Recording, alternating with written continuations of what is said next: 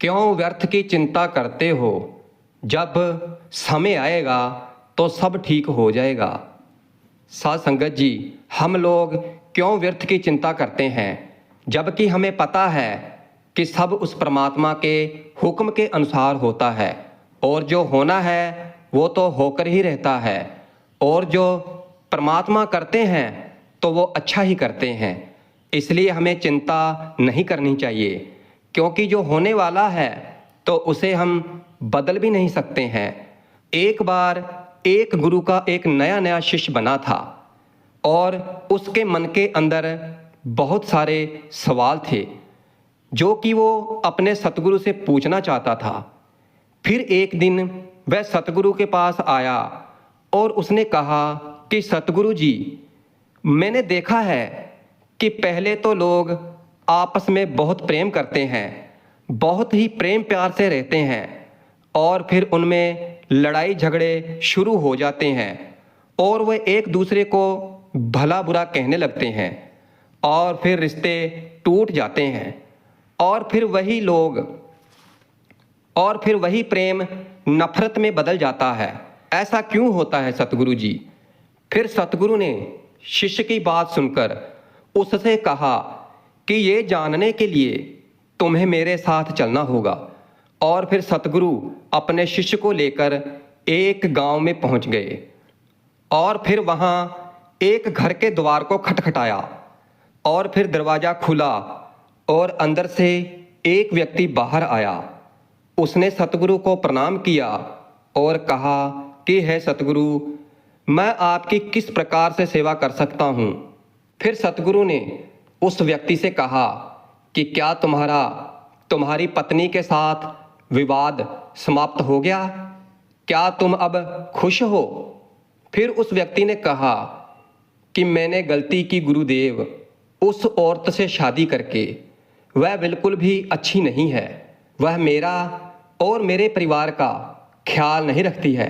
वह हमेशा अकड़ कर बात करती है और वह हमेशा गुस्से में रहती है और उसने कभी मेरी कोई बात मानी ही नहीं है। वह बिल्कुल भी अच्छी नहीं है। ईश्वर ने मेरे भाग्य में इतनी बुरी पत्नी लिख दी और वह अब मुझे छोड़कर घर चली गई है और मैं भी यही चाहता हूँ कि वह वहीं रहे और कभी यहाँ ना आए, मेरे जीवन में ना आए। सतगुरु ने अपने शिष्य से कहा कि देखा तुमने, यही मनुष्य का स्वभाव है, क्योंकि हर मनुष्य के अंदर अच्छाई और बुराई दोनों होती हैं, मगर मनुष्य केवल बुराई को ही याद रखता है, अच्छाई को नहीं।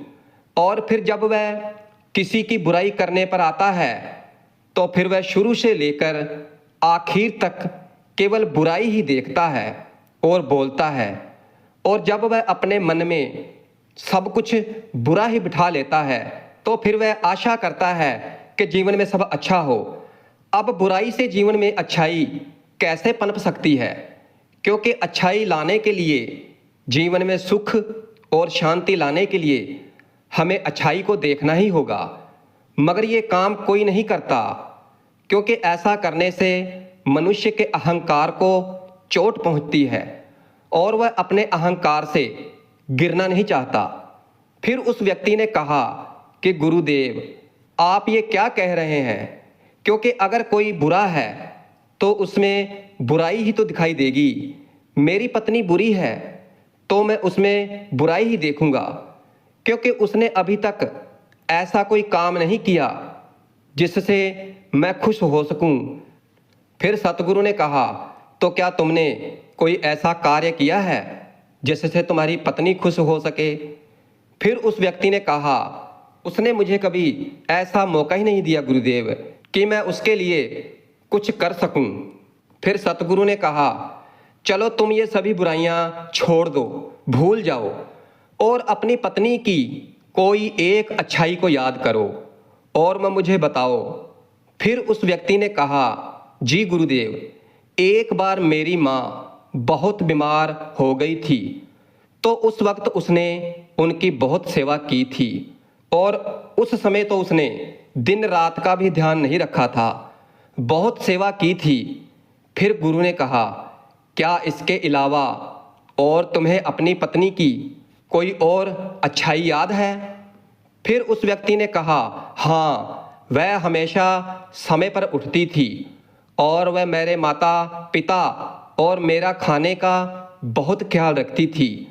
और एक बार मैं भी बीमार हो गया था, तो तब वह रात भर जाग जाकर मुझे दवाई दिया करती थी। वह बहुत मेहनती थी और उसे कोई तकलीफ भी होती थी तो वह मुझे बताती नहीं थी। वह हमेशा इसी प्रयास में लगी रहती थी कि मैं खुश रह सकूं। और ये कहते हुए उस व्यक्ति की आंखों में आंसू आ गए। फिर उसने कहा कि गुरुदेव, आपने मेरी आंखें खोल दी है, मुझे माफ़ कर दीजिए। ये मुझसे क्या हो गया है? मेरी पत्नी में कमियां हैं मगर वह बुरी नहीं है। मैं उसकी अच्छाई को देख नहीं पाया। फिर गुरु ने कहा कि जब हम किसी की बुराई देखते हैं तो बुराई बुराई को खींचती है और वह सब कुछ बुरा ही दिखाई देता है और बुरा ही दिखता है। अपने जीवन में सब कुछ बुरा होने लगता है और फिर जब आप किसी की अच्छाई को देखते हो तो फिर अच्छाई ही अच्छाई को खींचती है और फिर आपके साथ सब कुछ अच्छा ही होने लगता है। फिर वह व्यक्ति सतगुरु को प्रणाम करके अपने पत्नी को लेने वहां से चला गया। फिर सतगुरु ने शिष्य से कहा कि क्या तुम समझे कि रिश्ते क्यों टूट जाते हैं, प्रेम नफरत में क्यों बदल जाता है? इसलिए कि अगर मन में नफरत है तो फिर उसमें प्रेम नहीं रह सकता, और जहां पर प्रेम है तो वहां पर नफरत नहीं रह सकती। इसलिए हम अपने मन में क्या रखना चाहते हैं तो ये हमारे ऊपर ही निर्भर करता है। फिर शिष्य ने सतगुरु से कहा कि सतगुरु जी, मैं आपकी बात बहुत अच्छी तरह से समझ गया हूँ और मेरा एक और प्रश्न है, क्या आप मुझे इसका उत्तर देंगे? फिर सतगुरु ने कहा, अवश्य, तुम पूछो, क्या पूछना चाहते हो? फिर शिष्य ने कहा कि सतगुरु जी, इस दुनिया में सबसे मुश्किल कार्य क्या है? फिर सतगुरु ने कहा, इस दुनिया का सबसे मुश्किल कार्य एकांतवास है, एकांतवास में रहना है। फिर शिष्य ने कहा, इसमें मुश्किल क्या है? एकांत में तो कोई भी रह सकता है। फिर सतगुरु थोड़ा सा मुस्कुराए और कहने लगे कि अगर ये मुश्किल काम नहीं है तो क्या तुम 30 दिन के लिए एकांतवास में रह सकते हो? तुम्हें 30 दिन के लिए कहीं नहीं जाना है, एक गुफा में रहना है। तुम बाहर किसी भी व्यक्ति से संपर्क नहीं करोगे और ना ही गुफा के अंदर से किसी तरह के कार्य में व्यस्त रहोगे, सिर्फ शांत और एकांत रहोगे। क्या तुम ये कर सकोगे? फिर शिष्य ने कहा, लेकिन गुरुजी, ये करके क्या होगा? इससे क्या मिलेगा? सतगुरु ने कहा, जो मिलेगा तो वो तो तुम्हें पता चल ही जाएगा। बात यह है कि क्या तुम इतना आसान कार्य कर सकोगे? फिर शिष्य तैयार हो गया। फिर सतगुरु उसे एक गुफा में ले गए और वहां उसके खाने पीने का इंतजाम कर दिया और फिर कहा कि गुफा का दरवाज़ा खुला है और जब तुम्हें लगे कि तुमसे ये नहीं हो रहा है तो तुम बाहर आ सकते हो। फिर शिष्य गुफा के अंदर चला गया। पहले दिन तो उसने बड़े ही आराम से अपना समय काट लिया और फिर दूसरे दिन उसे अजीब सा महसूस होने लगा। उसका मन बार बार बाहर की ओर भाग रहा था, उसे बेचैनी हो रही थी और फिर वो इधर उधर टहलने लगा, घबराने लगा। फिर जैसे तैसे करके उसने दूसरा दिन भी निकाल लिया और फिर तीसरे दिन वह बहुत बेचैन हो गया। उसने सोचा कि वह ये क्या बेकार का काम कर रहा है, बाहर पता नहीं क्या क्या हो रहा होगा और वह यहाँ गुफा में बैठा है। फिर वह तीसरे दिन ही गुफा से बाहर आ गया और सतगुरु के पास पहुंच गया। शिष्य को देखते ही सतगुरु ने कहा, मैं तुम्हारा ही इंतजार कर रहा था। 30 दिन एकांत में रहने की बात हुई थी, तुम तो 3 दिन में ही बाहर आ गए। फिर शिष्य ने कहा, पता नहीं गुरुदेव, क्योंकि मैं भीतर से बहुत बेचैन हो रहा था। बार बार बाहर जाने का मन कर रहा था। मेरे मन में बहुत सारे विचार और भावनाएं और बहुत कुछ चल रहा था। कोई मुझे जबरदस्ती बाहर की ओर खींच रहा था। फिर सतगुरु ने कहा कि वह कोई और नहीं, तुम्हारा मन था, क्योंकि इस मन को एकांत पसंद है ही नहीं। वह हमेशा किसी दूसरे को ढूंढता रहता है, और फिर जब उसे कोई दूसरा दिखाई नहीं देता, कोई दूसरा नहीं मिलता, तो वो बेचैन हो जाता है, क्योंकि उसका वजूद दूसरों से ही है। अगर दूसरे नहीं होंगे तो फिर मन की शक्ति क्षीण हो जाएगी और फिर वह तुम पर से अपना नियंत्रण खोने लगेगा। इसीलिए वह तुम्हें जल्द से जल्द बाहर की तरफ ले जाना चाहता था, और देख लो तुम बाहर आ गए। फिर शिष्य ने कहा, सतगुरु आप सत्य कहते हैं, एकांतवास करना दुनिया का बहुत ही मुश्किल कार्य है। फिर सतगुरु ने कहा, मगर तुमने ये नहीं पूछा कि इस दुनिया का सबसे आसान कार्य क्या है। फिर शिष्य ने कहा कि सतगुरु मेरे मन में ये सवाल भी था, पर मैं पूछ नहीं पाया। फिर सतगुरु ने कहा कि इस दुनिया का सबसे मुश्किल कार्य एकांतवास है, और इस दुनिया का सबसे सरल कार्य भी एकांतवास ही है। फिर शिष्य ने कहा कि गुरुदेव आप ये क्या कह रहे हैं, मैं कुछ समझा नहीं। सतगुरु ने कहा, एकांतवास हमारा स्वभाव है। हम अपने स्वभाव से दूर हो गए हैं, क्योंकि हम इस मन के बनाए गए जाल में पूरी तरह से फंस गए हैं। हमेशा किसी दूसरे को ढूंढते रहते हैं और अपने एकांत को खो बैठते हैं। एकांत को साधना नहीं पड़ता, बल्कि वह हमारा स्वभाव है। शिष्य ने कहा, अगर एकांतवास हमारा स्वभाव है और ये बहुत आसान है, तो फिर मैं क्यों 3 दिन में ही उस गुफा से बाहर आ गया? क्यों वहाँ रहना मुझे इतना मुश्किल लगा? क्यों मैं वहाँ बेचैन हो गया? फिर सतगुरु ने कहा, जब तक एकांत तुम्हारे भीतर से उत्पन्न नहीं होगा, तुम किसी गुफा में बंद भी करके क्यों न रखे जाओ, तुम एकांत में नहीं रह पाओगे। वहां भी तुम अपने आसपास भीड़ इकट्ठी कर लोगे, और वह भीड़ तुम्हारे मन के भीतर होगी। और फिर सतगुरु शिष्य को अपने पास बह रही एक नदी के पास ले गए और कहने लगे कि इस नदी पर बांध बांधना हो तो तुम्हें कितना समय लगेगा? क्या तुम इसे आज के आज ही बांध सकते हो? शिष्य ने कहा, नहीं गुरुदेव, 1 दिन में ये कैसे होगा? 2 दिन, 3 दिन या 4 दिन में भी नहीं होगा। इसमें तो बहुत समय लगेगा। धीरे धीरे बांध की तैयारी होगी और उसकी हर समस्या को देखा जाएगा और उससे निपटा जाएगा, और फिर धीरे धीरे समय के साथ बांध तैयार होगा। गुरु ने कहा, ठीक कहा तुमने।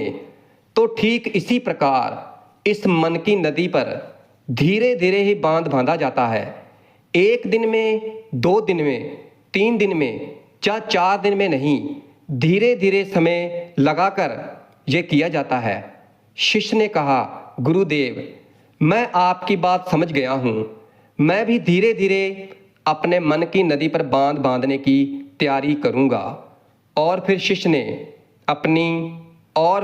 ने अपनी साधना पर ध्यान दिया, और फिर वह धीरे धीरे मन के विरुद्ध खड़ा होने लगा, और उसने छोटे छोटे संकल्प लेने शुरू किए, और उसने बहुत सारे संकल्पों को पूरा भी किया, और बहुत सारे उसके संकल्प अधूरे भी रह गए जो टूट गए थे। मगर हर बार वह और मजबूत होता चला गया। उसका अपने मन पर नियंत्रण पहले से और ज़्यादा मजबूत होता जा रहा था, और धीरे धीरे उसके छोटे छोटे संकल्प बड़े संकल्प होते जा रहे थे। और फिर एक दिन उसने संकल्प लिया और फिर उस गुफा के भीतर चला गया, और फिर 30 दिन वह उस गुफा से बाहर नहीं आया। और फिर जब 30 दिन गुजर गए तो फिर गुरु को अपने शिष्य की चिंता हुई, और फिर वह उस गुफा के अंदर चले गए और उन्होंने देखा कि उनका शिष्य एकदम शांत होकर एक ही स्थान पर ध्यान में बैठा हुआ है। और फिर गुरु को देखते ही शिष्य खड़ा हो गया और उन्हें प्रणाम करके कहा, गुरुदेव आप सत्य कहते थे, एकांतवास करना बहुत ही आसान कार्य है। एकांत हमारा स्वभाव है और एकांत ही हमारी प्रकृति है। इसके लिए कुछ भी करना नहीं होता, ये बस हमें दिखाई नहीं देता। और फिर शिष्य अपने गुरु के साथ गुफा से बाहर आ गया। इसलिए साध संगत जी, आप सोच रहे होंगे कि इस एकांतवास की कहानी का मतलब क्या है। वास्तव में एकांत वह चीज है जो आपको सत्य की पहचान कराती है, जो आपको शांति दिखाता है। आप अपने जीवन में बहुत छोटी छोटी चीज़ों में उलझे रहते हैं जो इतनी मामूली है कि जिनके होने या ना होने से कोई फर्क नहीं पड़ता, मगर वह आपके जीवन में बहुत मायने रखती हैं और आपका जीवन उनके चारों ओर घूमता रहता है और आप वहीं के वहीं भटकते रहते हैं। और इस दुनिया में कोई भी नहीं, चाहे बच्चा, चाहे कोई कितना भी बड़ा व्यक्ति क्यों ना हो, कितनी भी अकड़ के साथ क्यों ना खड़ा हो, सब मिट्टी में मिल गए हैं। चाहे राजा हो, भिखारी हो, चाहे कितना भी शक्तिशाली क्यों ना हो, चाहे कमज़ोर हो, कोई भी हो, किसी की भी अकड़ बाकी नहीं रही। जिन छोटी छोटी चीज़ों के लिए आप इतना लड़ते झगड़ते रहते हैं, तो क्या करोगे इन सब चीज़ों का? कुछ पल ही लगते हैं इस शरीर को मिट्टी बनने में, और तुम तो ऐसे लड़ रहे हो जैसे कि तुम हमेशा यही रहने वाले हो। इसलिए कुछ समय मिला है और ये बहुत कीमती है, इसे यूं ही व्यर्थ में मत गुआओ। इसे परमात्मा की भक्ति में लगा दो, नाम की कमाई में लगा दो और इन सभी व्यर्थ की चिंताओं से खुद को मुक्त कर लो, क्योंकि जब समय आएगा तो सब ठीक हो जाएगा।